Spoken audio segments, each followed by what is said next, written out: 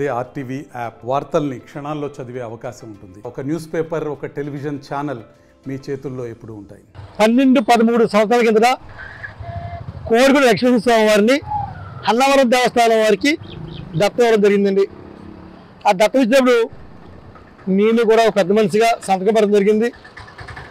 ఒక 10 మంది పెద్దల్లో.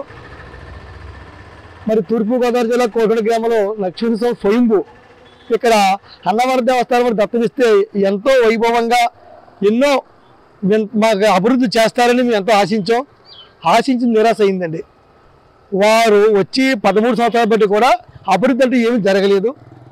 లక్షలాది రూపాయలు, మరి ఇప్పుడు కోట్లాది రూపాయలు అయి ఉంటాయి. వారు పట్టుకెళ్ళి బ్యాంకులో వేస్తామని చెప్పడం తప్ప అది ఏ రూపాయన కూడా మా ప్రజలకి భక్తులకి చూపించలేదండి. అండి అన్నవరం దేవస్థానం వాళ్ళు చేయడం వెళ్ళిపోవడం తప్ప మాకు లెక్కలు లేవు. స్వామివారి బ్రహ్మోత్సవాలకి సుమారు ఇక్కడ భోజనాల కార్యక్రమం పెడతారు. ఆ భోజనాలు బోలేదు ఖర్చు అవుతుంది. గతంలో సగం 20,000 25,000తో సరిపోదు. ఇక్కడ భోజనాలు సత్రం ఉంటుంది. 2 పొద్దుల సత్రంలో భోజనం చేసేవారు అందరూ. ప్రత్యేకంగా అన్నవరం దేవస్థానం వారు ఇక భోజనాలు ఏర్పాటు చేశారు. వారికి బయట వాళ్ళకి వాళ్ళకి వీళ్ళకి అని దాని నిమిత్తం బోర్డు ఖర్చు అయిపోతుందండి. అండి అలాంటి వినియోగమయ్యే పనులు తక్కువ, దుర్వినియోగమయ్యే పనులు ఎక్కువ.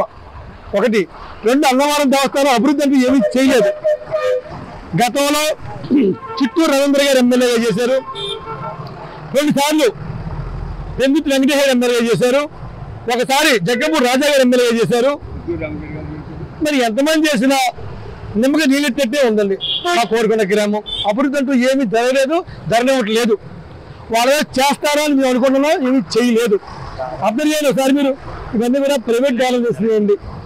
ఇవన్నీ ప్రైవేట్ డెవలప్ చేసినాయే తప్ప అన్నవరం దేవస్థానం వేసినవి కాదండి. దేవస్థానం ధర్మదేవ దేవత వేసిన ఏమి కాదండి. వంట షెడ్ లీక్ అయిపోతున్నాయి, గోడ పట్టుకుంటే కరెంట్ షాక్ కొడుతుందని 2 నెలల కింద మేము అన్నవరం దేవస్థానం వారికి ఇంటిమేషన్ అవ్వడం జరిగింది. ఏసీ గారు వచ్చి ఉన్నారు. ఏమి రావడం మెజర్మెంట్స్ కొలుసుకు వెళ్ళిపోతే తప్ప ఏమీ చేయలేదండి. ఒక లైట్ వెళ్ళిపోతే వీరాస్వామి గారు అనే ఈయన దగ్గర దొరగానే ఉన్నాయండి. దొరను నేను స్పందించాం, మాకు సంబంధం లేకపోయినా సరే చూడండి. ఇది దేవస్థానంలో సామాన్యండి.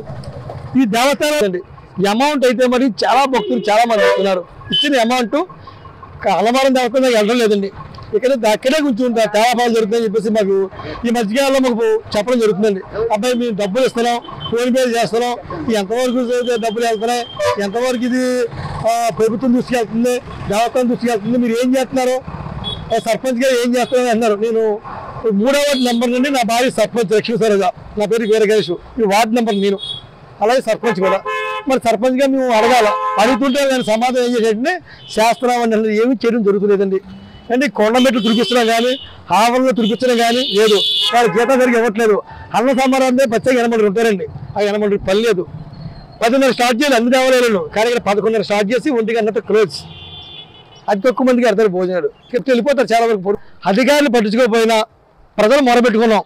భగవంతుడు ఏం చేస్తే మా మొరని ఆలకించి వారు చక్కగా వారు చేయవలసిన స్థాయి జరిగిందని మేము ప్రజలకు ఉన్నారండి. అది ఇప్పుడు వాట్సాప్ ద్వారా ఇప్పుడు మేము చూసాం. 2-3 సస్పెండ్ అయ్యారు అంటున్నారు. అలా జరిగిందా అని చెప్పి మేము దేవాలయం వచ్చాం, మీరు వచ్చారు. TV9 వారికి మరిన్ని వీడియోస్ కోసం ఛానల్ ని సబ్స్క్రైబ్ చేయండి. లేటెస్ట్ అప్డేట్స్ కోసం వాట్సాప్ ఛానల్ ని ఫాలో చేయండి. అండ్ లింక్ డిస్క్రిప్షన్ లో ఉంది.